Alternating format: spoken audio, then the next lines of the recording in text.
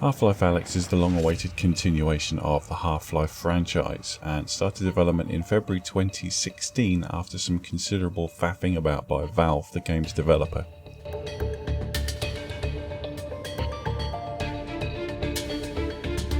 The player takes on the role of Alyx Vance, daughter of Eli Vance, who is carrying out a reconnaissance mission for the Resistance, which quickly becomes a rescue mission when Eli is captured by the Combine. The game is essentially a linear set of puzzles and brief but sometimes challenging combat situations in which the player must use the environment and limited weapons to take down a small variety of foes. Half-Life Alyx is visually stunning and arguably the most realistic looking VR game currently available. The immersion and atmosphere are impressive, with an amusing commentary provided by Rhys Darby as Russell. Overall, the game plays very smoothly and will have you ducking and crouching around your living room floor in no time, although the occasional hardware tracking error on your headset will cause a bit of frustration.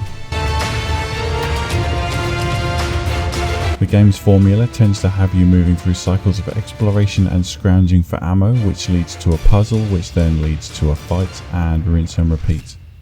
And the difficulty curve is mostly manageable, although there are several instances in the game where the difficulty of the next fight spikes and it will take you several attempts to get through.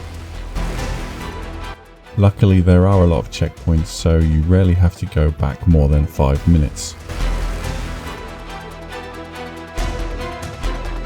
The game does only have 11 chapters, which once you've gotten to grips with the controls and the game itself, it does make the game feel very short, and it can come across a bit tech demo-y at times.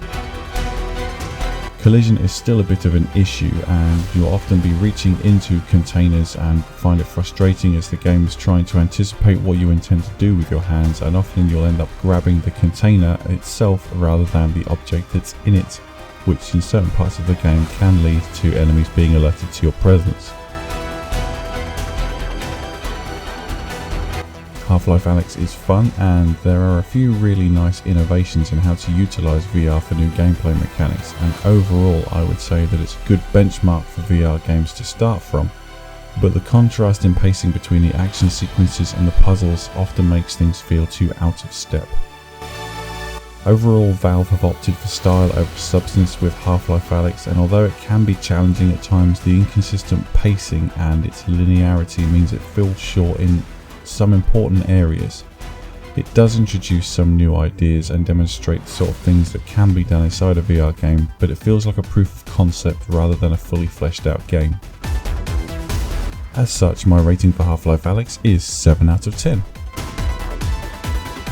Thanks very much for watching, guys. I hope you found this useful. Let me know what you think in the comments below, whether you agree or you disagree. Smash like and subscribe, and I'll see you in the next one. Take care of yourselves. Bye bye.